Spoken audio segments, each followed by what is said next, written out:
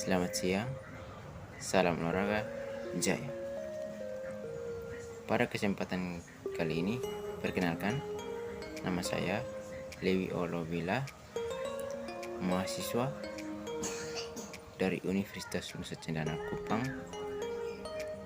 jurusan Pendidikan Jasmani Rekreasi dan Kesehatan, semester 3.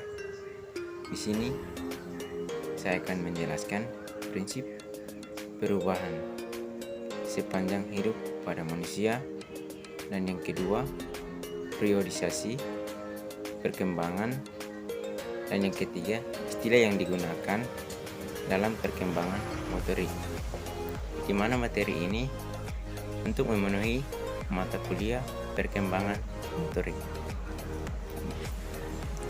Baik, langsung saja saya akan menjelaskan. Yang pertama adalah prinsip perubahan sepanjang hidup pada manusia. Manusia adalah makhluk hidup yang selalu mengalami perubahan dari waktu ke waktu. Mulai dari dalam kandungan pada proses janin hingga menjadi bayi, kemudian menjadi dewasa dan tua.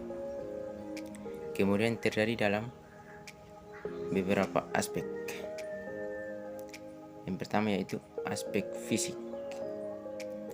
Misalnya, perubahan bentuk tubuh pada pria seperti ada yang diperbesar, dan wanita seperti pinggul yang membesar, serta pada usia muda tubuh dan tulang yang kuat, tetapi mengalami perubahan pada masa tua, biasanya membongkok atau aspek motorik, misalnya masih kuat berjalan atau berlari. Di waktu muda, ketika fungsi otot dan tulang mulai menurun sehingga mudah kelelahan, bahkan tidak bisa melakukan lagi karena tulang yang mudah kropos dan cepat lelah.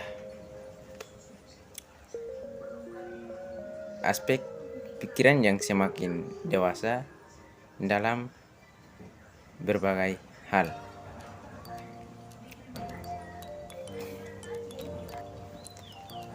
Ada juga pada aspek emosi, seperti bisa mengandalkan diri pada setiap situasi, perilaku sosial, bagaimana kita bermasyarakat yang dulunya sekarang berubah menjadi pendidikan yang sukses dan berguna bagi masyarakat. Yang kedua atau yang berikut adalah periodisasi perkembangan. Perkembangan yang akan terjadi terus menerus dan tidak diketahui kapan setiap aspek perkembangan yang terjadi. Pada umumnya kecenderungan sifat perkembangan pada periode tertentu. Fase perkembangan sebelum lahir, selama 9 bulan 10 hari. 1. Awal pembuahan kurang lebih 2 minggu. 2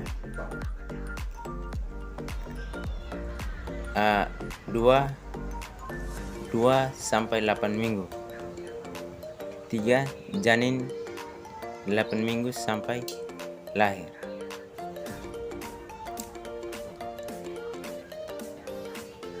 Dan pada aspek yang ketiga adalah istilah yang digunakan dalam perkembangan motorik.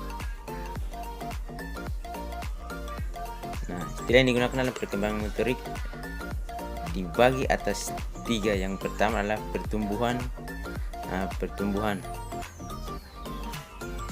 di mana pertumbuhan itu peningkatan dalam bentuk ukuran, misalnya tinggi badan, lebar pinggul, dan berat badan. Dan yang kedua, perkembangan, yaitu kemampuan kerja organ-organ tubuh ke arah ke depan yang semakin baik dan bagus.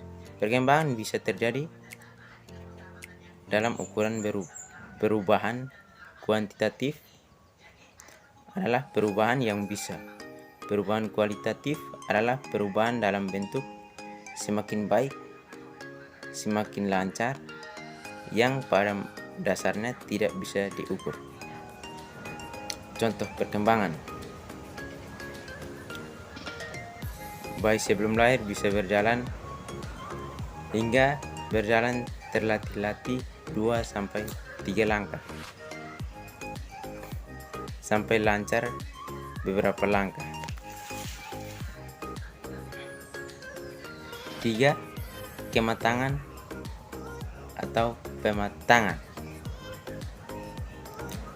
Kematangan merupakan kemajuan yang bersifat intrinsik sejalan dengan bertambahnya usia. Misalnya anak berjalan kecil sampai matang untuk berjalan.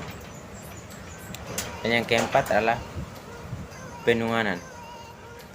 Penuanan merupakan gejala turunnya kualitas sel-sel dan organ tubuh. Contoh penuanan: persendian otot menjadi kaku dan tidak fleksibel, kontrol tubuh menurun, dan intensif fungsi organ-organ tubuh pada turun atau menurun. Terima kasih. Demikian penjelasan dari saya. Selamat siang, salam olahraga jaya.